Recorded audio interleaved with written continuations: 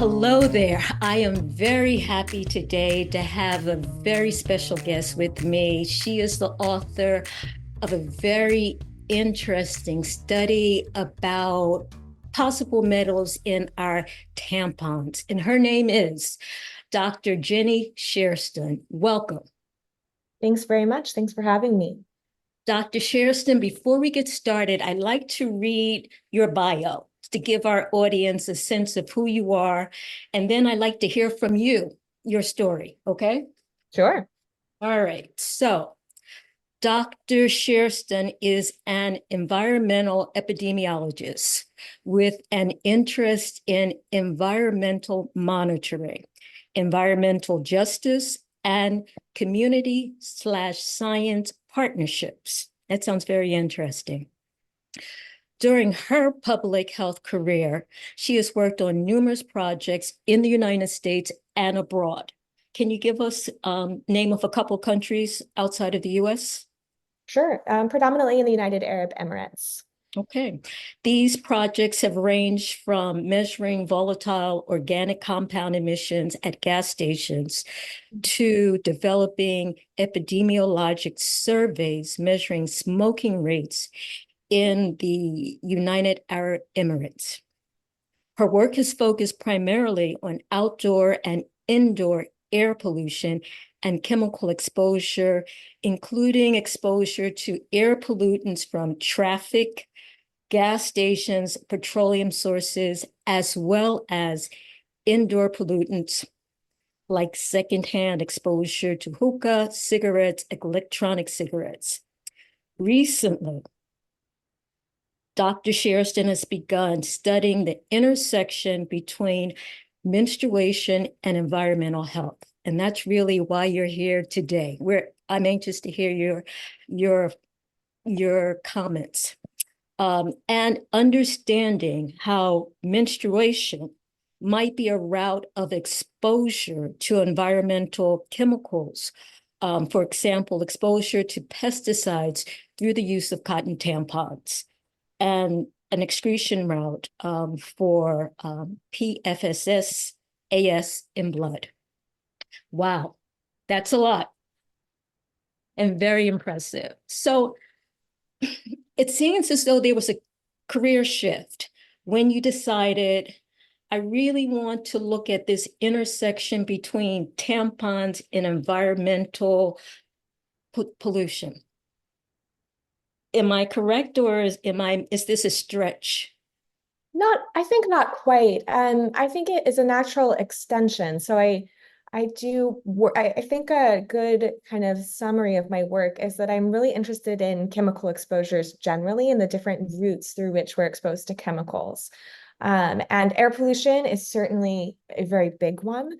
But it is a little bit of a shift in that I'm certainly interested in moving into and am moving into thinking about exposures through menstruation. But I wouldn't say so much a shift in that it's really just another route of exposure to many of the same kinds of chemicals that we would be exposed to in air. Metals are actually emitted by traffic, for example, as part of air pollution.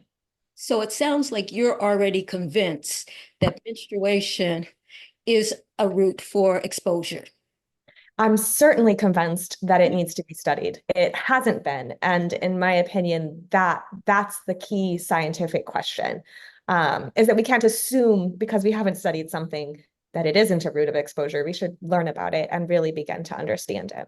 And why is that? I mean, what is it about menstruation that puts women at risk for exposure to chemicals and toxins? I think it's that we need to manage menstruation, that we obviously need to do something in our society to manage the bleeding, to manage the pain. And so then we might be doing something a little bit differently in that time during the year, basically, than we're doing at other time points during the year. So I think using menstrual hygiene products is a great example of that.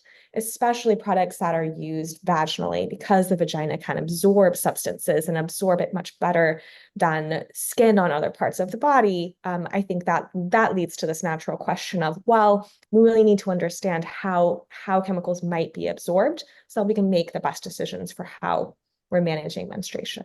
Okay, so you would agree that, or would you agree that tampons are the most frequently used menstrual products by women? Let's say, let's limit it to the US.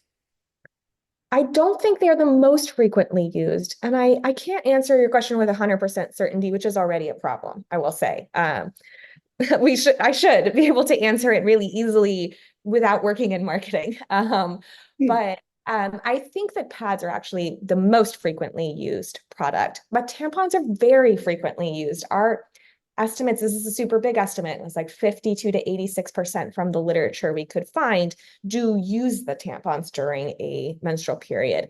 I think that pad use, though, is higher.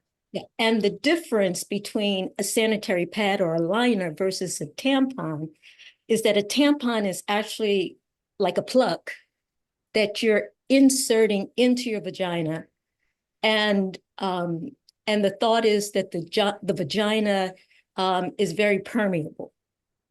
Right, exactly. And that pads, liners could be in contact with labia. They are in contact with skin that can be a bit more permeable, but they're not inserted into the vagina. They're not completely surrounded by very permeable skin the way that a tampon is. All right. So now, before you started looking at metal exposure, had you done studies looking at chemical exposure? And I'm thinking, the endocrine disruptive chemicals. Mm. Yeah, I think that's a really natural question. So we have tested the same group of tampons for a suite of other chemicals as well. Our results aren't finalized yet, so that should be, hopefully, we're in the kind of final manuscript writing stages, and from there we'll submit it for publication. And so there we did test for a variety of other kinds of chemicals, including some endocrine disrupting chemicals. Yeah. Oh, I'm so sorry. No, go right ahead. I know that at least one other study from another group has come out previously and tested for PFAS, the so-called forever chemicals in tampons, and has found them. So that has been previously reported, and those are endocrine disrupting chemicals as well. Yeah, it's hard to know if you can believe everything you see on a Google search, but um, what I saw was that it's documented that, or there have been studies which have documented that these chemicals, which can act like hormones, are in the tampons. And as a result of being in, well, all hygiene products, but speaking specifically of tampons, that as a result of being in the tampons, then there's exposure, introduction into the blood system. I haven't read specifically about the absorption, so I don't want to comment and say something incorrectly. Okay, that's fair. But yeah, it's so important that we understand this exact process and know, well, what is that absorption? What does it look like? Exactly how much is it? We want to understand all those characteristics, much like we do for anything else we're exposed to, like through inhalation, through ingestion. We have answered questions about different kind of rates of absorption for different chemicals when we are exposed to them through other routes of exposure. And so I think that's a key thing here is we need to understand the vaginal route of exposure.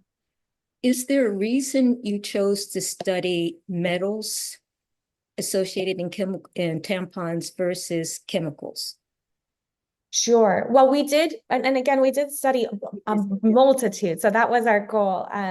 The metals we ended up doing first, and this is interesting because in our lab, so this study took place at Columbia University, and we have a trace metals lab there. The senior author on this paper, Dr. Catherine Schilling, is the PI of the lab. And so I had done metals work. Many people on our team do work with metals, and we already knew that crops like cotton can accumulate metals. They absorb metals from the soil, from water. And so it made a lot of sense that cotton could contain metals, that it might be absorbing these kind of naturally, if you will, or also from added things like fertilizers or pesticides, which can also contain metals. So this seemed like a fairly this seemed like a good connection to us, considering that we were regularly already thinking about metals and where they are in the environment. Can you describe your study? What Yeah, you did and basically your findings? sure. So we selected a variety of different kinds of tampons. We tried to pick things that were kind of representative of the market. So we looked for things that were kind of really popular bestsellers, organic and non-organic, store brand and name brand, um, things that had applicators, things that didn't have applicators, so a variety of different products. And then we tested them for concentrations of metals. So we kind of segmented out little portions of the tampons, and we digest them in acid, and then do this measurement technique to actually measure the different kinds of metals that are present, the different ions present in the samples. And from there, we're able to kind of quantify it and come up with concentrations. And so we found we looked for 16 metals. Of those, we found 12 of the 16 present in every tampon that we tested. Hmm. And I will say it's a variety of metals. We did a panel. Some of those are known to be just toxic, like lead. Lead isn't healthy for us in any way. And some of them are essential metals that can be harmful at specific doses, but are generally not something we're super worried about in terms of toxicity, something like zinc, for example. And it's important to look at all of these because metals can interact with each other. Hmm. Okay. And so is there a reason for those 16, or you just wanted a representative of toxic, not toxic, those that interact with each other? Yeah, I think they're more common is really, yeah. And some can, like calcium, and some of them can, yeah, we would want to, when doing a metals panel, make sure we have all of them represented so we can have a better kind of understanding of what's happening. Okay. And what did you find? We found a lot of metals. Perhaps unsurprisingly, we expected to find metals because, again, we knew that cotton could accumulate from the soil. And like you mentioned earlier, metals are all around us in the world. We're exposed to them all the time. So we expected to see metals. But we also found lead in 100% of the tampons we tested that we were not expecting. That was very surprising. Okay. So toxic chemicals. Okay. And this is the first study that's documented metals, and To my then knowledge, yeah. study that's documented toxic metals. Can you tell me what the response has been to your study? Yeah, there's been a lot of response. I think there's been everything from there's been some fear, which is understandable, but I try to reassure people a little bit and say, listen, this is the first step in this question. So it's not time to panic yet. It's time to like really start asking questions about this and start learning more and insisting that we learn more, I think. And so we've had kind of reactions that are all the way on that side to complete dismissal, the whole gamut, if you will. But it's been really exciting to hear people talking about tampons, to hear people expressing their concern, reaching out, talking about how important it is that we ask these questions.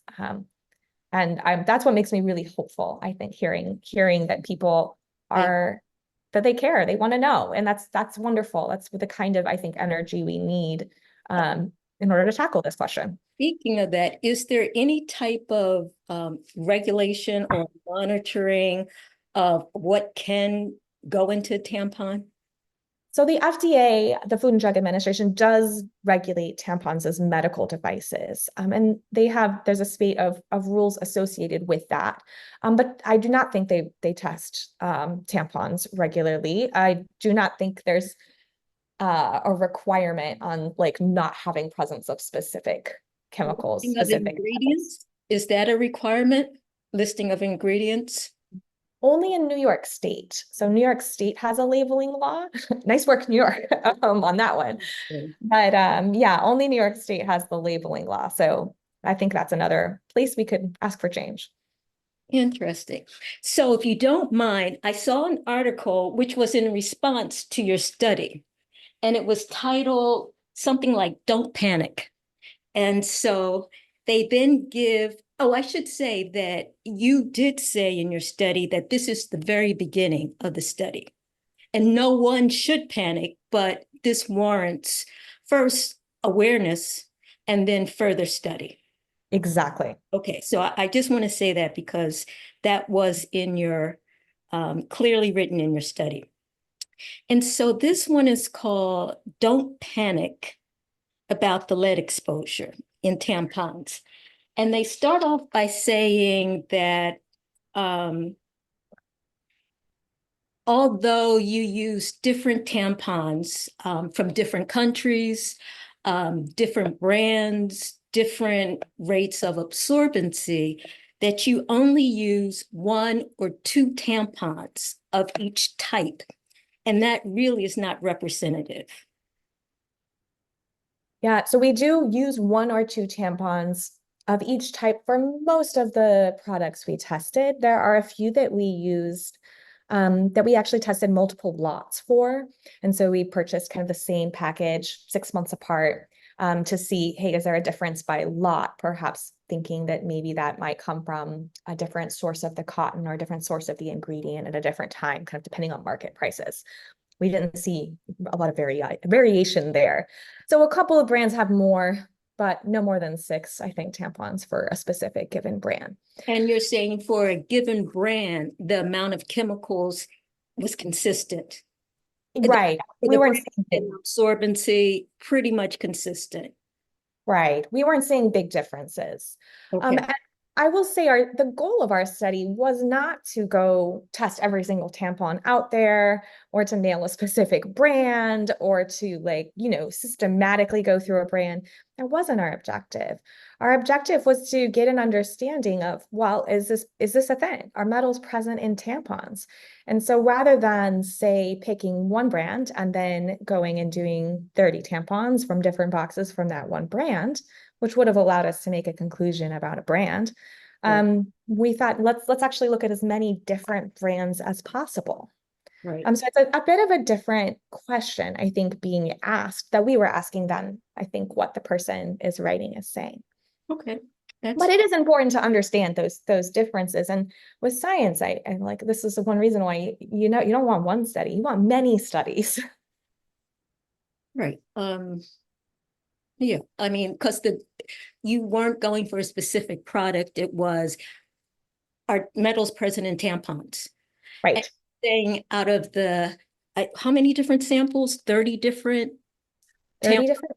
Yes. and they all, whether they were organic, inorganic, store brand, generic, had metals. You got it. Well, that's important to know. The other was interesting. They said the process, taking the cotton, because you do a good job of describing a tampon. There's the inner absorbent material, which is usually cotton. Is that correct? It is cotton or rayon or a blend, and it's not clear always which one is really the predominant material. And it sounds like it varies depending on the cost of those relative products to each other. For the organic products, they were always 100% cotton, but non-organic products it's not clear how much cotton versus how much rayon.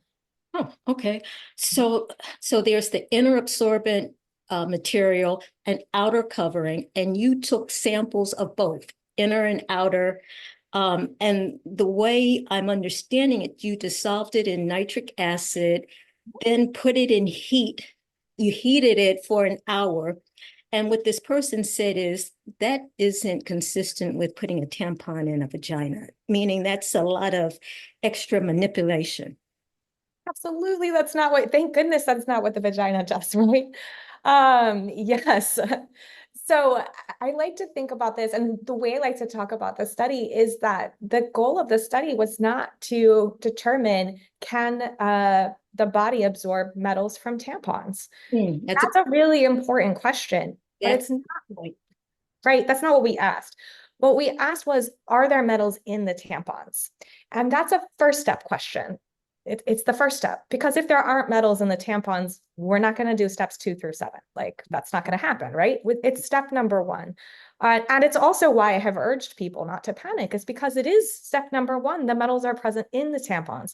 but we don't know if the metals can come out of the tampons.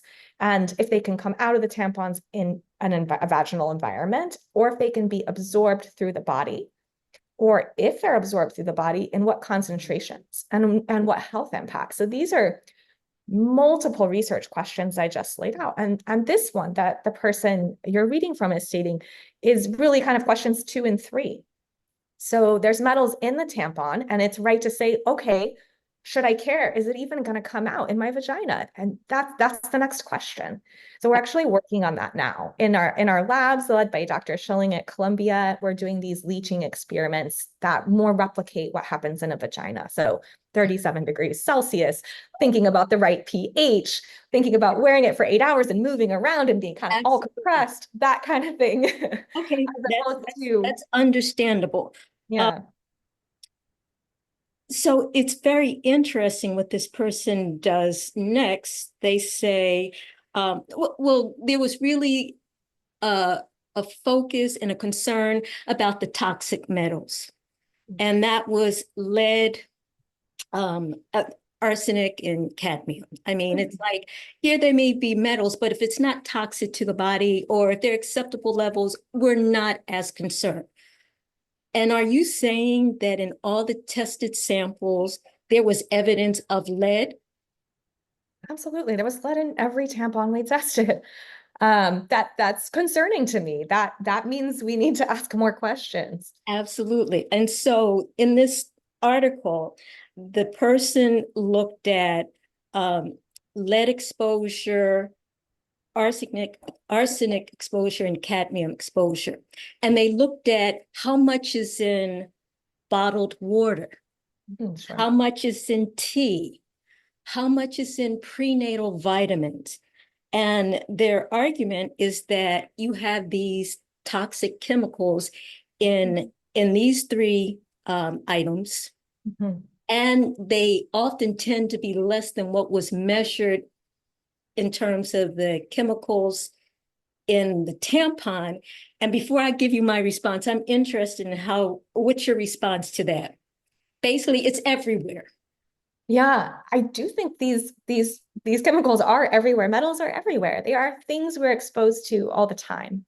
And I have a lot of thoughts about this because this is critical to environmental epidemiology, right? We're often looking at exposures to things that we might be exposed to from numerous sources. And I like to think, when I think about green tea, I think, hey, when I drink green tea, I'm drinking it because I'm getting some enjoyment out of it. I'm like having my nice moment. I'm sitting, I'm enjoying my green tea. And this is where kind of risk comes in. I might be okay with having a small amount of a metal or something else harmful when I'm doing something I enjoy. It's like, right, I might drink a glass of wine even though I know it's not good for me. Right. I might, right? We choose to do things that are risky. Right. But when I use a tampon, I'm not using it because I'm enjoying it. I'm using it to manage a bodily function. Right. And I think that's very different than, say, when I choose to drink green tea. So I think there's an interesting things there's an interesting, I think, personal decisions that need to be made when we as individuals need to decide what are we okay with. That's a good point. I mean, whether it's choice by choice or it just kind of get exposed without you being aware. I guess my thought was, and so that doesn't make it okay. I mean, the fact that you can detect levels in bottled water and green tea and prenatal vitamins doesn't mean it's okay to have them in tampons. It doesn't even mean it's okay to have them in those things. Absolutely. And the use of a tampon is a little bit different. You're putting it into your vagina and you're keeping it there for hours, for multiple days in a month, over a span of months and years. And so and one of the things was, and the amount was very small, but is there a cumulative effect? And so for me, that wasn't a good argument. Those are all phenomenal questions. That's exactly what I'm thinking. I would like to know about if this lead is getting into our bodies. We know that lead accumulates in bodies. We know that it builds up in bones. This is a known thing about lead. So I am concerned specifically for lead that it could be a chronic low dose exposure. Now, is it the only chronic low dose exposure? No. But right. should we understand it? Yes. Yes, And should we that's have a choice? Let it be my choice. right, right. Okay. And so this is a point of clarification because this person said that there were established safe limits to the amount of lead someone can be exposed to. My understanding is that that's not true anymore, that no level is considered safe. What's your understanding? That is also my understanding. There's no known safe level of exposure to lead. Now, the person may be talking about the fact that lead is all around us, unfortunately, and so there are regulations set that allow for set amounts, kind of. So those things absolutely exist. Is the public health goal to get to none? Like, yes, that's the public health goal. Will we ever succeed in that? I don't know that we will, but regardless, it is important to understand this is a very harmful chemical. It's a toxic chemical. Right, right. All right. So now that we've scared everybody, what can what can we do on a practical level? I mean, should we avoid tampons, only use it one day of our menstrual cycle? I mean, is there something that understanding that this study really doesn't document anything other than there are toxic chemicals in tampons. Right. We don't know if it gets absorbed once it's in the vagina. We don't know how much gets absorbed. I would be concerned because I know that the vagina is a very permeable thing. I mean, we put Mhm. lots of things in the vagina counting on it to be absorbed. Any woman that's had her cervix induced or that's had, often they're told to put the pill in the vagina. So we know that things can be absorbed. Absolutely. So how do we, get some balance in this? And what would you suggest in terms of practical things to do? Yeah, I think the other piece is if the metals can come out of the tampon, not just be absorbed. I agree with everything you said about absorption just now. But if they remain completely bound inside that tampon, then I'm not so worried, right? If they don't move, if they don't come out.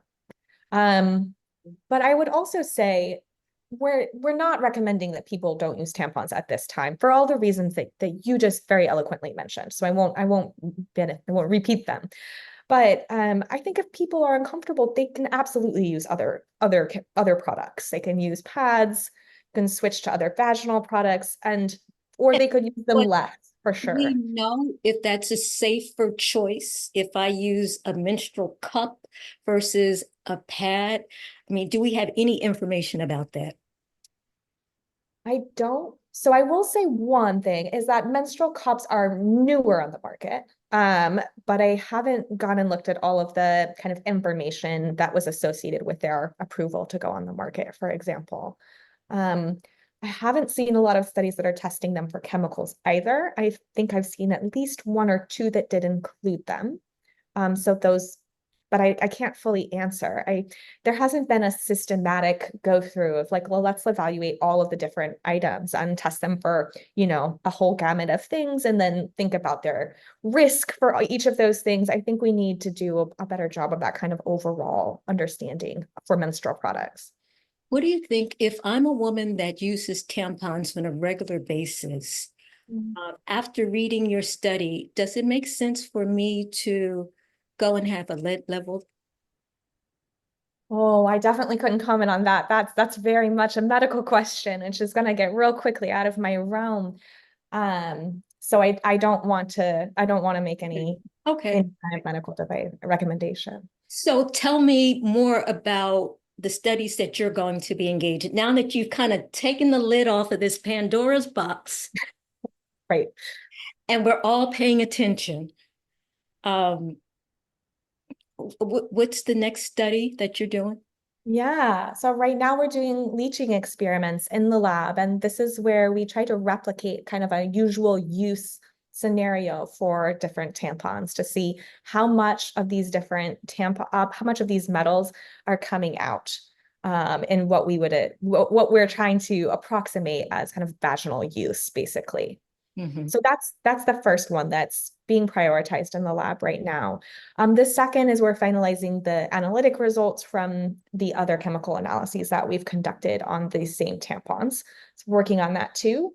And we're also working on developing this, how do we answer this question, like looking at people using human subjects, basically, to try to get a better idea about what might be happening. And this is actually a complicated question to ask because of course, during your period, you're bleeding, you're losing blood. And you mentioned at the beginning that I was interested in excretion routes too, that menstruation might be an excretion route. So I think this does cause an interesting scientific question, a challenge, and that we are looking for, could we be exposed to something through a menstrual product at a time when we're also excreting substances too, right? So it's like affect we've what got both. yeah. Hmm. It's an interesting scientific question to answer, because rather than it might be a little harder to see things, is what I'm trying to say, because it may be more about the holistic burden than about like specific point in time, for example. So we're working through that process now. Wow. So there's a lot more study that needs to be done. Yeah, I think so. And we shouldn't panic, Right. as the article suggests, but we shouldn't put our heads in the sand either. I would think that has there been any response from the manufacturers of tampons? Not that I've heard of. That's very interesting. That's very interesting. I think these are all very important questions that I'm so grateful that you and your colleagues are doing this study. I mean, I was really impressed with it. Thank you. It's very exciting to be able to start answering these questions and to start asking them as well. Yes, yes. It's things that we need to be aware of. And I guess the point that you made that really hit home is tell me what's in it and let me make a choice. Exactly. Exactly. Yeah. I think about we all use the products we choose to use to manage our menstruation for so many reasons, right? That are often specific to us. Like, am I going to be home tonight?